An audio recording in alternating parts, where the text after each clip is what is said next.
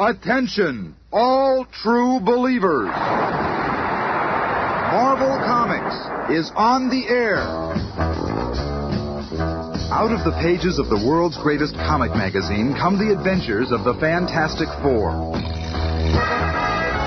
This week's epic, the first tale in this new radio series, is from the original book of Marvel called The Fantastic Four Meet the Moleman, the beginnings of which we shall witness in just half a moment.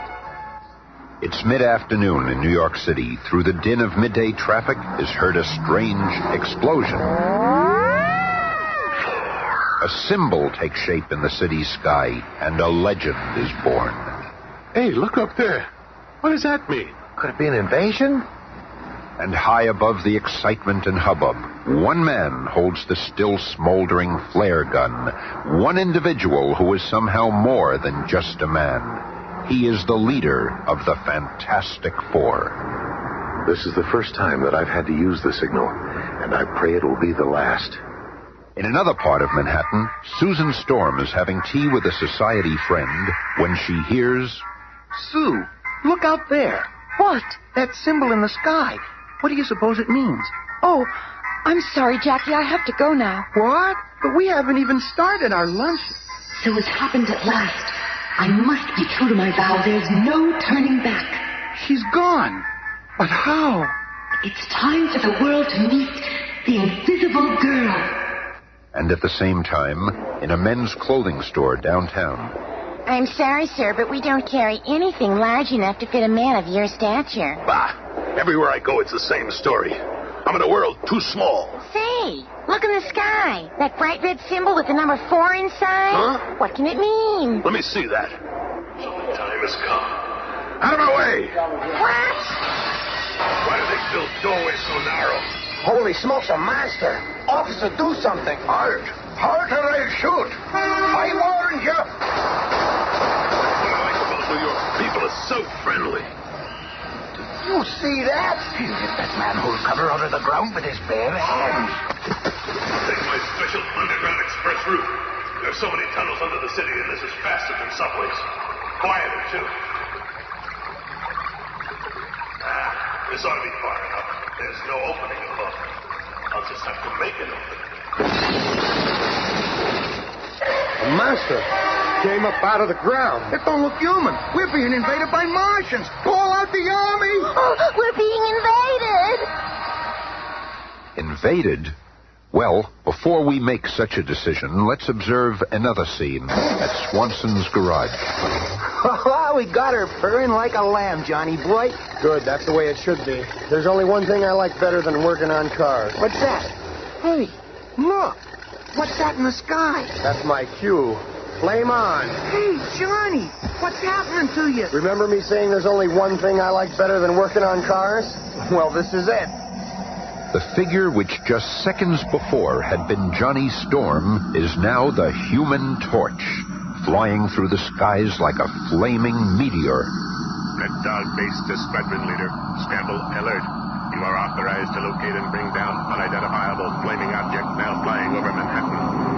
And within a few minutes, Johnny Storm is in a dogfight for his life. I can't keep this up much longer. My flame's gonna run out. Oh no, I'm falling. I'm not gonna make it. And then, just as the flying boy's flame begins to flicker out altogether, two impossibly long arms stretch out and... Gotcha. The now flameless Human Torch is plucked from the air by the strange man who fired the flare which caused all the commotion. Thanks, Reed. Oh, you're safe now, lad. Who is this man? In fact, who are all four of these astonishing humans? How did they become what they are? What mystic quirk of fate brought them all together to form the Fantastic Four? Well, you all came when I summoned you. Good. There's a task that awaits us. An awesome task. There's time for us to learn of the task awaiting these four, but first, let us uncover the origins of this colorful quartet. That requires a bit of Marvel magic, as we travel back to a time and place before there was a Fantastic Four, back to the office of Dr. Reed Richards in the Federal Space Exploration Complex, where Dr. Richards is briefing his team. So, as you can see, we have a clear time window at 9:40 tonight, and then not again for 3 years. If we're to be the first in space, we must leave tonight. What? You're not going tonight with me as pilot. You know we haven't done enough research into the effects of cosmic rays. Out in space, they could kill us all. Ben, we've got to take that chance. Unless you want the Reds to beat us to it. I never thought you were a coward. Coward? Get that ship. I'll fly her no matter what happens. And so, led by a determined Dr. Reed Richards, the group speeds to the spaceport. Susan, Ben and I know what we're doing, but you and Johnny, you two don't... Don't say it, Reed. I've been working on this for too long. Where you go, I go. And I'm tagged along with Sis, so it's settled. No time to wait for clearance. Conditions are right now. I think this is a stupid thing you're doing, but I ain't no coward. And before the guards can stop them, the mighty ship, which Reed Richards has spent years constructing, is streaking for the heavens, climbing into space. Hey, this hurts. Feels like I have a ton of concrete on my chest. Caused by our fantastic rate of acceleration, Johnny. Right, but the ship is acting like a perfect baby. Yeah, but we still don't know about those cosmic rays. Higher and higher, like a silver bullet, the sleek spacecraft soars. Hear that? The rays are penetrating the ship. I warned you. My head is pounding like it's going to burst. Rays have affected my hands. I can't steer. Ben was right. We should have waited. We should have had heavier shielding. Well, Sis, I feel like I'm burning up. My body is so hot. Can't move. I tried to warn you.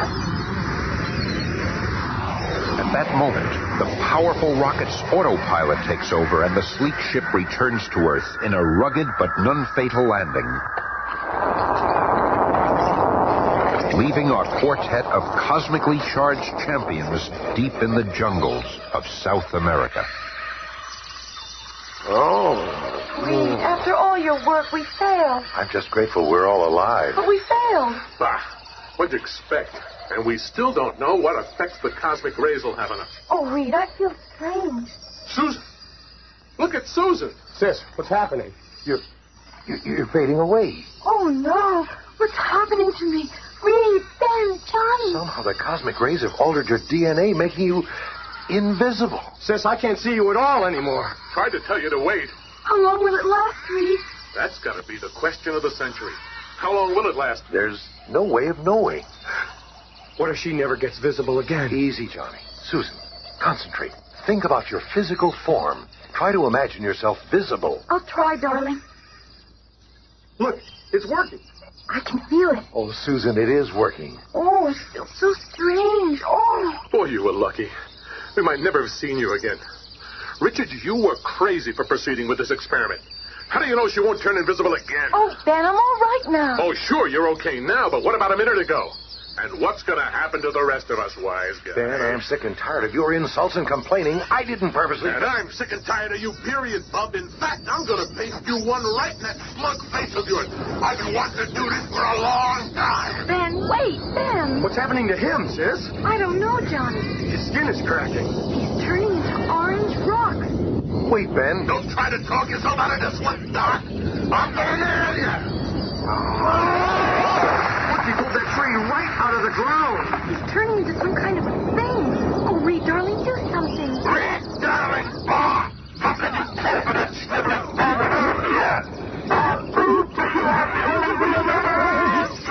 Oh, no, you know. You've had this coming for a long time. Oh, Reed, not you, too. What's going on, Sis? What's happening to Reed's arms and legs? I don't know, Johnny.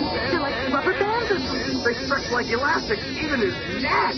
What am I doing? What's happened to me? What's happened to all of us? You've turned into monsters, all of you. It's those terrible cosmic rays. Look at me. They've gotten me, too. My body's beginning to flame. And I'm lighter than air. I can fly. Oh, wow, I can really fly. Oh, Johnny. Johnny! It's okay, sis. I just feel a little warm, that's all.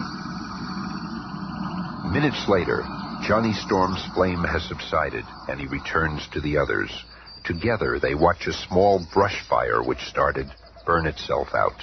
And then they stand silently, each absorbed in his own startling thoughts.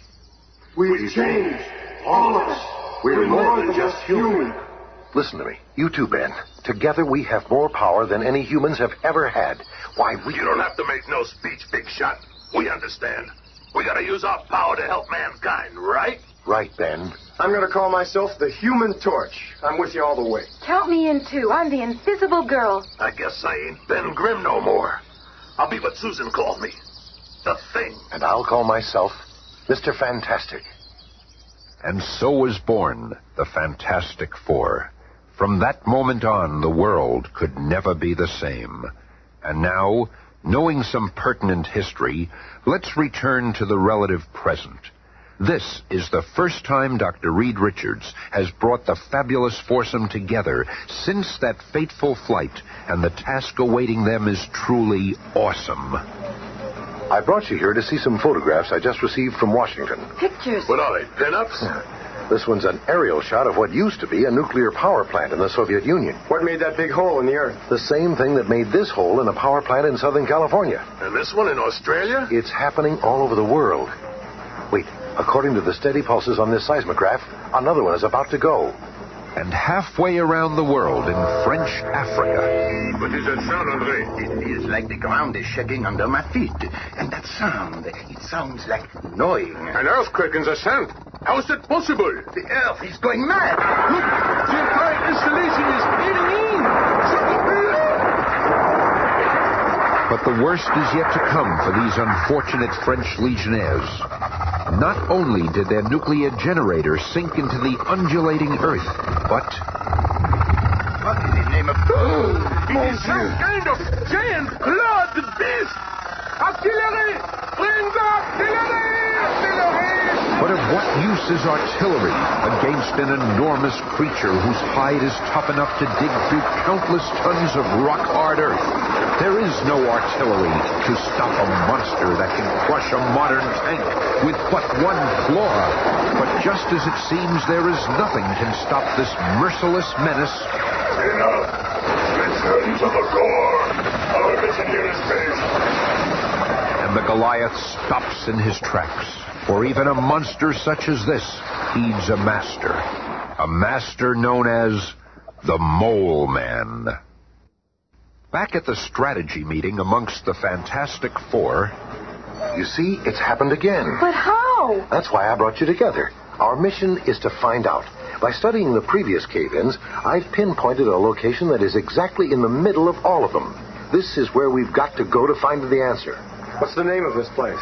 Monster Island. Monster Island? That's just a fairy tale. There's no such real place called Monster Island. But hours later, in their private jet, the four see a strange mountain rising from the sea like an unearthly, grotesque face. There it is. Horrible looking. Wow! Monster Island!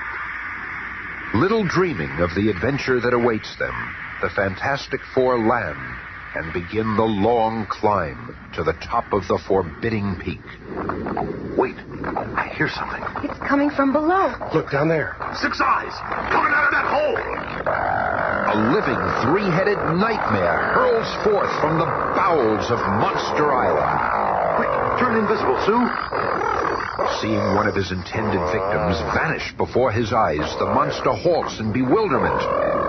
Just enough time for me to make a hoop out of my resilient arm. And, like a cowpoke roping a wild stallion, Mr. Fantastic lassos one of the monstrosity's 3 heads and slings it far out to sea. I read about a giant 3-headed creature that guards this place, but I never believed it. But before Mr. Fantastic and Johnny can catch their breaths... Look out! Cave in! The earth opens up and literally swallows Reed and Johnny. Hang on there, boy! Down, down, down they plummet, lost in the darkness until finally, at the bottom of the pit... It's pitch black in here. What sort of place can this be? Say, Reed, over here. What is it? Feels like a door in the wall. It's moving. Oh, that's light. Blinding inside. I can't see. It's so powerful that I'm blacking out. It could be minutes or hours later when the two regain consciousness, only to find themselves garbed in strange, heavy suits that protect them from the blinding, unearthly glow. Oh, my head. That light actually overpowered us. How did we get into these clothes? It is about time you came around. Who are you? I can't see. Where are we? One thing at a time. The reason for your blindness is the glare from this valley of diamonds. Brighter than the sun. And as for me, I am the Mole Man. While Reed and Johnny are dazzled by the Valley of Diamonds, more action awaits Ben and Sue on the surface. I've got to find Reed and Johnny. Wait, what's that sound? Other ears and eyes sense the approaching menace. Look out behind you, Sue. I'll handle it. The second gigantic guardian of Monster Isle is powerful beyond belief. But he is fighting a foe whose very body has been supercharged with cosmic energy. A foe that cannot be stopped. You've done it, Ben. You've beaten him. What'd you expect? I am the thing, ain't I? Oh, you saved my life. Never mind that. Let's go find your brother and that skinny boyfriend of yours. Oh, Ben, if you could only stop hating Reed for what happened to you. And what of Reed Richards and Johnny? Using that Marvel magic again, let's descend to the depths of Monster Isle, where we find them confronted by the strange Mole Man. So you have never heard of me before. Well, soon the world will know my name, for soon the Mole Man will control the power of the earth. How did you get here? It all started long ago. The people of the surface world mocked me. Me? Go out with you? Don't make me laugh. I know you're qualified, but I can't hurry. You'd scare away all my business. Really? Is that a mask you're wearing? Finally, I could endure it no longer. I resolved to find a place of my own, the legendary world at the center of the earth, a world where I could be king. And then, when I had almost abandoned hope, soon I saw where it led, to the land of my dreams.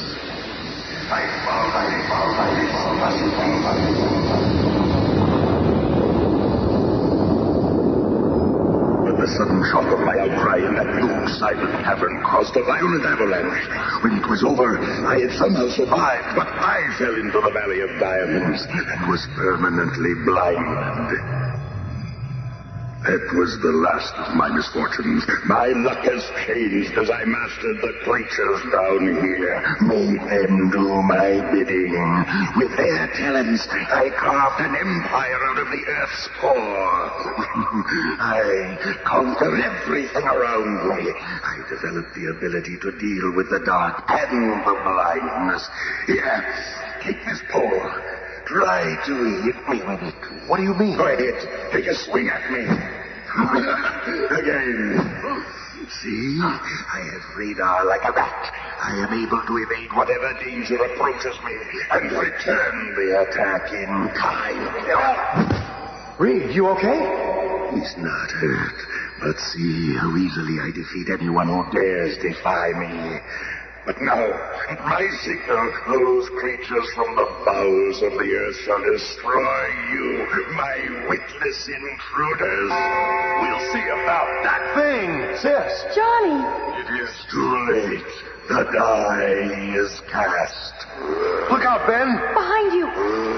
Hearing the Mole Man's signal, his largest and most deadly underground creature thunderously lifts itself into the room, its brainless rage directed at the ill-fated four. Flame on. Help is on the way. Things are going to get kind of warm around here.